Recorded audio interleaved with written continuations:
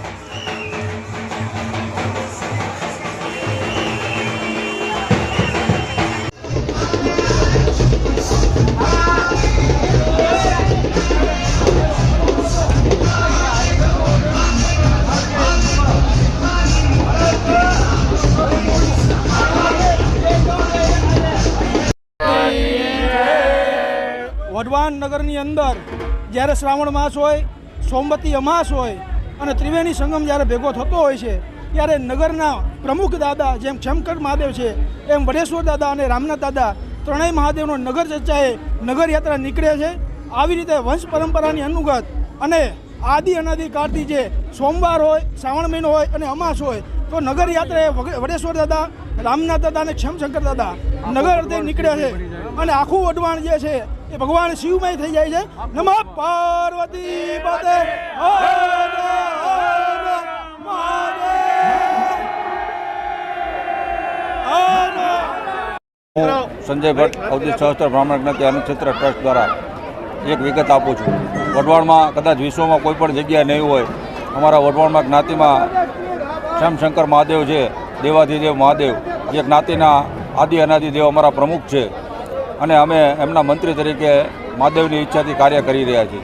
વઢવાણમાં સોમવારે જ્યારે શ્રાવણ મહિનામાં અમાસ આવે અને સોમવાર હોય ત્યારે પરંપરા મુજબ દાદાનો વરઘોડો નીકળવામાં આવે છે. નગરયાત્રા દાદાની નીકળે છે, જે વઢવાણના શ્યામશંકર મહાદેવના યજમાન પદે રામનાથ મહાદેવ અને વડેશ્વર મહાદેવ સંયુક્ત રીતે સાથે રહીને વઢવાણની જનતાને દર્શનનો લાભ આપવા માટે નગરયાત્રાએ નીકળે છે.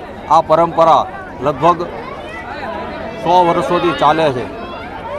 જ્યારથી કદાચ આજથી 200 વર્ષ પહેલાં વઢવાણ સ્વયંભૂ શ્રી શ્યામશંકર મહાદેવની સ્થાપના થઈ. વઢવાણ ઠાકોર સાહેબે સ્થાપના કરાવેલી અને ત્યારબાદ પરંપરા મુજબ જ્યારે સોમવાર અને અમાસ આવે ત્યારે દાદાની નગરયાત્રા નીકળે છે. આ નગરયાત્રામાં વઢવાણના દરેક લોકો, દરેક સર્વ જ્ઞાતિ જોડાય છે. આ